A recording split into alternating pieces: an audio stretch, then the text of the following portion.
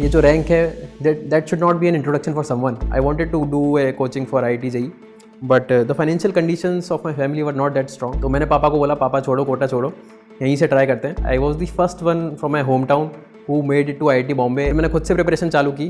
Around 5-6 महीने बचे थे उस साल प्रीलिम्स के एग्ज़ाम में. मैं 2 या 3 मार्क्स से उस साल प्रीलिम्स से रह गया था. 2021 का अटैम्प्ट आया. It was my best attempt. मैंने सारी चीज़ें सही से की थी. प्रीलिम्स बहुत अच्छे से किया था. प्रीलिम्स हो गया. मेंस की बहुत अच्छी प्रिपरेशन थी. मेंस हो गया. इंटरव्यू के लिए कॉल आ गया. इंटरव्यू हो गया. रिजल्ट आया. I was expecting, I was very hopeful, but finally list में नाम नहीं था. Hello everyone, I am Himanshu Mangal.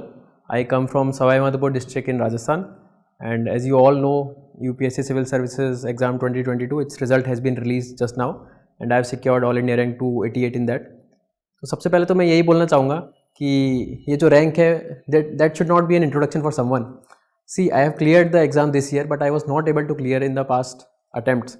So exam इस साल clear कर लेना या फिर नहीं clear कर लेना, this depends on a lot of factors. What happens in UPSC is there are 7 papers, so these are like 7 stars, and then there is an interview, और वो है एक this is like a sun. So when all these things will be aligned together, you will be making it to the final list. और अगर उन सातों stars में से या सन में से कोई भी एक चीज़ अगर डिसबैलेंस हो गई, you will find yourself out of the list. And हो सकता है कि आप बहुत डिजर्विंग हो, you might deserve the word, you might deserve a very good rank, but you still might be sitting on the other edge. तो होना या नहीं होना, it's a very subjective thing, it's a very different thing, and it can never justify who we are. So having said that, मैं थोड़ा सा ये बोलना चाहूँगा कि how I ended up being here, how the journey started, how this idea was planted in my mind. So as I was telling, I come from Gangapur city, which is in the Savai Madhopur district of Rajasthan. So when I was in 10th standard, I was very decent, like I was decent in studies right from the beginning. So what happened was 10th class के exams finish हो चुके थे, and exams finish होने के बाद एक institute था, it conducted an exam. तो उस एग्ज़ाम को कराने के बाद उसकी मेरिट लिस्ट निकली थी, and I topped in that merit list, but the institute denied giving the prize money to me. So one thing was that I was never afraid of anyone right from the childhood. So what happened was I was very naive. I went to the SDM office, और SDM office जाने के बाद फिर मैंने sir को बोला कि sir this is the case and the institute is denying to give the prize money to me. And to my surprise the SDM sir sent me a representative, like he sent a representative with me to that institute, and then the whole proceedings got very fast forward, और वो पूरा matter resolve हो गया था. तो ये मेरा पहला इंटरेक्शन था एक डिस्ट्रिक्ट एडमिनिस्ट्रेशन के साथ. तो वो इवेंट बहुत इनसिग्निफिकेंट था, बट एक ये चीज़ समझ आ गई कि यार एक जो डिस्ट्रिक्ट एडमिनिस्ट्रेशन है, it has a lot of powers. So ये एक पहला इंटरेक्शन था मेरा डिस्ट्रिक्ट एडमिनिस्ट्रेशन के साथ ना. तो वहाँ से मुझे समझ आया कि एक जो डिस्ट्रिक्ट एडमिनिस्ट्रेशन होता है, the person who sitting over there, he और she has the agency, the authority and the resources कि लोग उनकी बात सुनेंगे. उनके पास ये पावर होती है कि वो ग्रास रूट लेवल पे चीज़ें कर सकते हैं, और वो चीज़ें दिखती हैं और लोगों की प्रॉब्लम सॉल्व होती है. तो वहाँ से एक सीड प्लांट हुआ था. अभी वो सीड प्लांट हुआ था, उस पर कुछ काम नहीं हुआ है. तो then I wanted to go to Kota for 11th and 12th like everyone else goes. I wanted to do a coaching for IIT JEE, but the financial conditions of my family were not that strong. So we were about to go to Kota, like morning में सुबह निकलना ही था हमको. My brother was already studying in IIT Bombay, so he was he was nudging very much कि you should go to Kota and study there. But I knew that I would be putting a lot of unnecessary burden on my parents, और मुझे वो नहीं चाहिए था. तो मैंने पापा को बोला, पापा छोड़ो कोटा छोड़ो, यहीं से ट्राई करते हैं. तो फिर मैंने वहीं से सोचा कि यार यहीं से पढ़ते हैं, देखते हैं क्या पता हो जाए. Then in 11th and 12th I studied in my school only. तो वहाँ से फिर बहुत ज़्यादा मेहनत की थी, काफ़ी ज़्यादा एफर्ट्स डाले थे, and finally when the results came of the IIT JEE, I was the first one from my home town who made it to IIT Bombay right from there itself. Like I had never set a foot in any coaching, and this was the first instance जहाँ मुझे लगा कि यार अगर शिद्दत से मेहनत कर लो तो शायद चीज़ें मिल जाए. And I was very sure, I was damn sure कि अगर मुझे पढ़ना है तो IIT बॉम्बे ही जाना था. I would not go to any other college, and this is how I landed up in IIT Bombay. अभी वहाँ पहुँच तो गए थे, और 11th-12th में since I had work very hard, very hard, so I wanted to chill a little bit. और वहाँ पे बहुत ज़्यादा एक्सपोजर मिला था, बहुत सारी चीज़ें देखने को मिली थी, बहुत सारी नई चीज़ें सीखने को मिली थी. तो I got a little distracted from the studies. तो स्टडीज़ जो थी those were not my priority. So what happened was in my third semester I failed in one of the exams and this was a huge setback for me कि there used to be a time जहाँ कभी top किया करते थे और यहाँ पे college में आके फेल हो गए हैं. तो फेल हो गए थे and I came to my home after that. मैंने घर पे नहीं बताया था कि I failed in an exam, but some my father got to know it, like he sense that something is wrong. और फिर मैं वापस से IIT बॉम्बे गया और मुझे लगा कि यार कुछ तो करते हैं, ऐसा नहीं है ना कि I should be able to do justice with my potential. फिर मैंने थोड़े एफर्ट मारना शुरू किए एंड मैंने जो बताया था कि एक UPSC का जो बीज था वो कहीं तो था दिमाग में, बैक ऑफ द माइंड में था. तो it was in the back of my mind कि यार UPSC के लिए मुझे कभी तो ट्राई करना है. एंड सिंस फाइनेंशियल कंडीशन इतनी सही नहीं थी तो I had to figure a way out कि मैं फैमिली को भी सपोर्ट कर पाऊँ और UPSC की प्रिपरेशन भी कर पाऊँ. तो generally it takes 8 semesters to complete an engineering degree. What happened was in my time IIT Bombay changed the rule कि you can also finish your degree in 3.5 years. So what I did was I finished my coursework in 3.5 years. So 6 महीने बच गए थे मेरे पास. So हुआ क्या कि 6 महीने की एक तो फीस बच गई and I had extra time. I had to do nothing in those 6 months. So I could utilize those 6 months for my UPSC preparation. So I came to Delhi. January 2027 की बात है. I came to Delhi and I went to a coaching कि I want to prepare for UPSC. They told me the fees, it was very huge and I came from the door itself. मैं अंदर गया भी नहीं ज़्यादा. तो फिर मैंने खुद से प्रिपरेशन चालू की. अराउंड 5-6 महीने बचे थे उस साल प्रीलिम्स के एग्ज़ाम में. आई had worked very hard for that और मैं 2 या 3 मार्क्स से उस साल प्रीलिम्स से रह गया था. अभी बहुत मेहनत की थी बट आई न्यू कि I won't be making it to the prelims. तो फिर मैंने, और अगर मुझे अगला अटैम्प्ट देना होता तो 1 साल बाद तो एग्ज़ाम होता और उसका रिजल्ट 1 साल बाद आता, तो मिनिमम 2 साल लगते उस साइकिल से बाहर निकलने के लिए. And it was very difficult for me to sustain my self and my family financially without working for 2 years. So I thought let's join a job. So I join Citi bank as a software developer in Pune. मैंने वहाँ job join की और मैंने वहाँ फिर ऐसा था कि I had graduated from civil engineering but मेरी जो जॉब थी वो सॉफ्टवेयर डेवलपमेंट में थी. तो मेरे लिए एक स्टीप लर्निंग कर्व था स्टार्टिंग में. इनिशियली मैंने सोचा था कि जॉब के साथ ही UPSC की प्रिपरेशन जो है वो कंटिन्यू रखूँगा, बट ऐसा पॉसिबल हो नहीं पाया. I was not able to justice with either the UPSC preparation और द जॉब. तो मैंने कहा चलो अभी UPSC को थोड़ा साइड में रखते हैं और जॉब पे थोड़ा फोकस करते हैं. तो मैंने जॉब काफ़ी अच्छे से की, काफ़ी नए फ्रेंड्स बनाए. मुझे काफ़ी और भी चीज़ें एक्सप्लोर करना पसंद है, जैसे I am a certified paraglider, I am a certified mountaineer and a skier. तो मैंने ये सब चीज़ें भी एक्सप्लोर की while I was in college and also while I was in job. तो मुझे सीखना काफ़ी पसंद था, नई चीज़ें सीखना, नई चीज़ें ट्राई करना, नई चीज़ें एक्सप्लोर करना. तो मैं ये सब कर रहा था. साथ में मुझे ये था कि बैक ऑफ द माइंड कहीं ना कहीं कि यार हो सकता है UPSC का मन वापस से करे, क्योंकि वो सपना तो था ही. तो एक CFA होता है, चार्टेड फाइनेंशियल एनालिस्ट की degree, that also I was doing along with my job. जिससे क्या हो कि UPSC एक बहुत ही अनसर्टेन चीज़ है ना. एक वेल एस्टेब्लिश जॉब छोड़ के हम UPSC की प्रिपरेशन में कूद गए और मान लो despite trying everything, despite doing everything, it might be possible कि तुम्हारा हो ही ना. तो मैं ये नहीं चाहता था कि मैं अपनी जॉब छोड़ के UPSC में लग जाऊँ और फाइनली अगर मान लो गलती से नहीं हुआ तो मुझे अपने करियर के साथ कॉम्प्रोमाइज़ नहीं करना था. So that's why I put a lot of efforts in my job. I built a strong backup plan कि अगर मान लो UPSC नहीं हुआ और वापस आना पड़ा तो भी I have a very good backup. तो जॉब चल रही थी from 2017 to 2020. I worked in Citi bank for 3 years. तो UPSC का जो कीड़ा था वो दिमाग से थोड़ा निकल गया था और मेरे जॉब में काफ़ी खुश था, जॉब में मज़ा आ रहा था, नई चीज़ें सीख रहा था.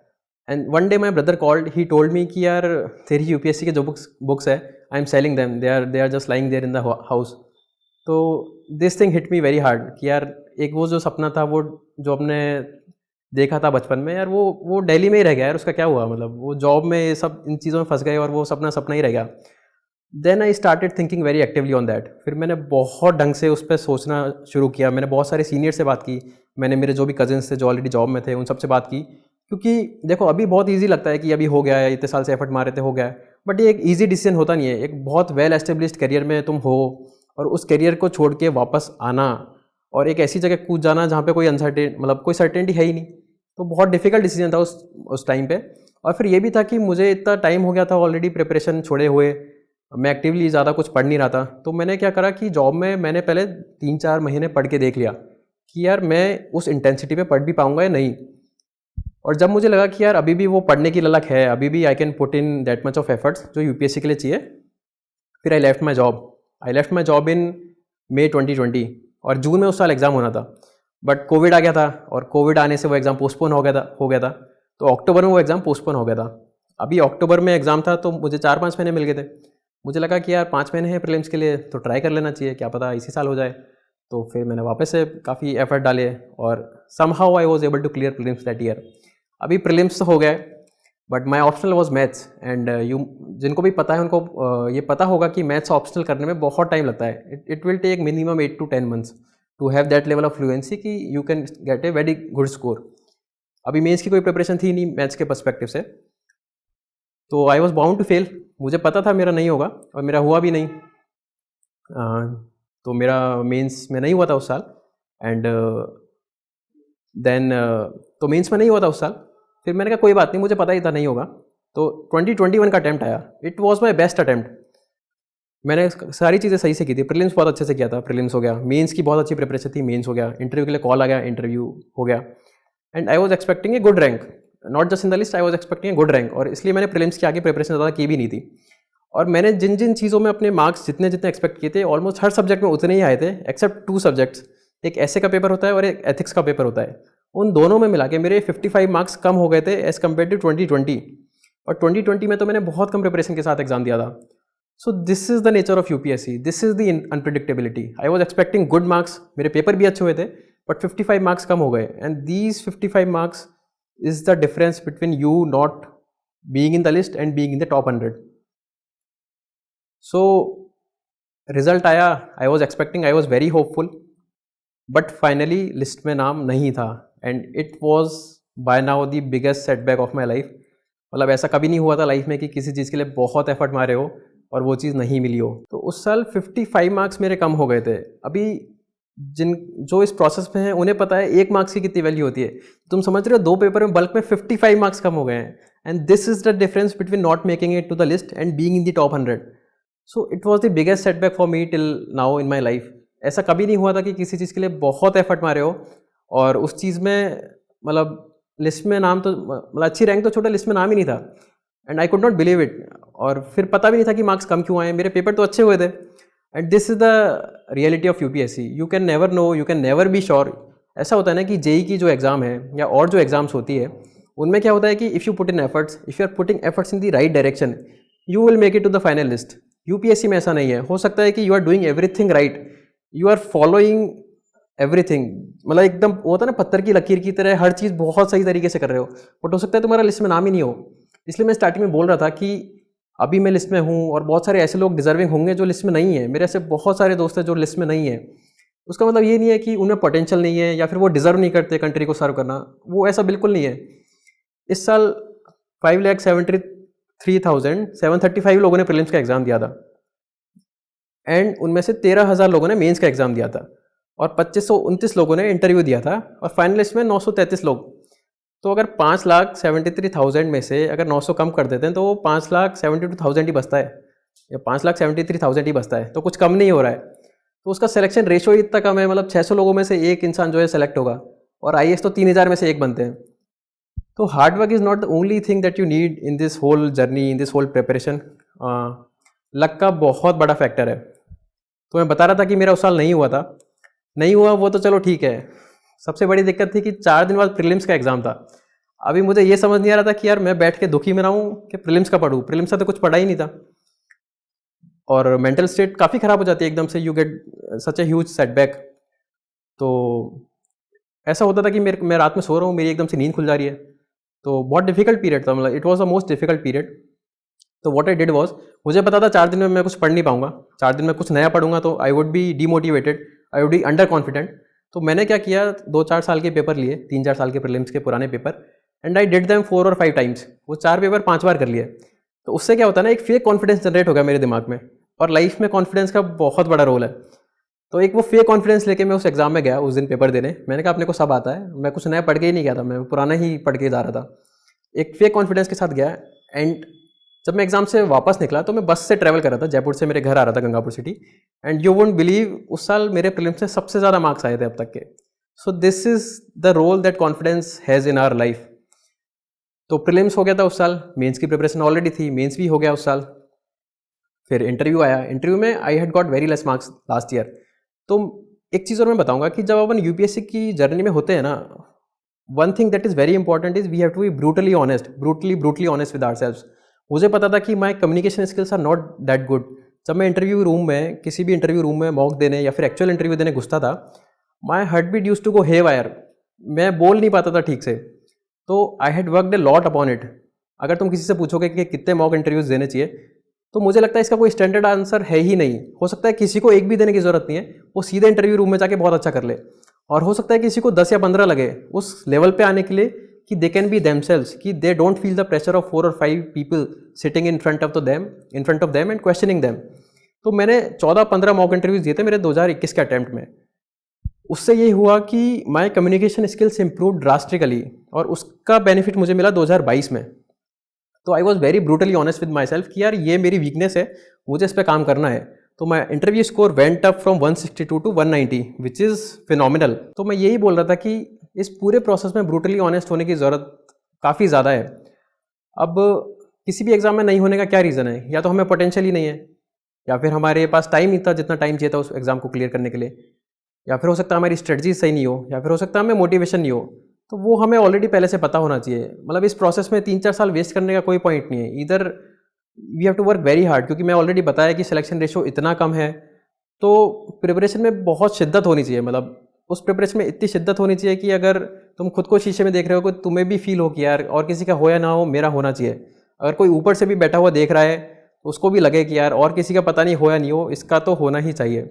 And I think because of working hard for all these years, I was finally able to crack it this year, and I believe it was a big relief for me, क्योंकि मैं finally इस पूरे process से बाहर आ चुका हूँ। और last में मैं यही बोलना चाहूँगा कि यूपीएससी एक एग्ज़ाम है और हम लोग इंसान हैं। एग्ज़ाम कभी भी इंसान को इंसान नहीं बना सकती, इंसानों ने एग्ज़ाम को बनाया है। तो यूपीएससी की जो एग्ज़ाम है उसको एग्ज़ाम ही रहने देना चाहिए। बहुत ज़्यादा ग्लोरिफिकेशन या फिर ऐसा कि जो भी हम करना चाहते हैं लाइफ में, वो ऐसा नहीं है कि यूपीएससी में जाके ही या फिर आईएएस, आईपीएस या आईएफएस, आईआरएस बन के ही हो सकता है। वो डे टू डे लाइफ में भी अपनी चीज़ों को बहुत अच्छे से करके, लोगों की किसी भी फॉर्म में हेल्प करके, वो डेली लाइफ में भी हो सकती है। तो UPSC is one of the ways, it is not the only way. And I was inspired by lot of people in this whole journey. I always wanted to do something जो लोगों को inspire कर सके, and I wish this might be a humble attempt from my side, कि जो भी इस चीज़ को देखे उनको शायद थोड़ा सा इंस्पिरेशन मिले टू परस्यू देयर ड्रीम्स। ज़रूरी नहीं है ड्रीम यूपीएससी का ही हो, वो कुछ भी हो सकता है। मुझे लगता है कि लाइफ में सबका जो एम है, it is to realise our potential, to be happy and to make this world a better place. And I hope this journey can inspire someone.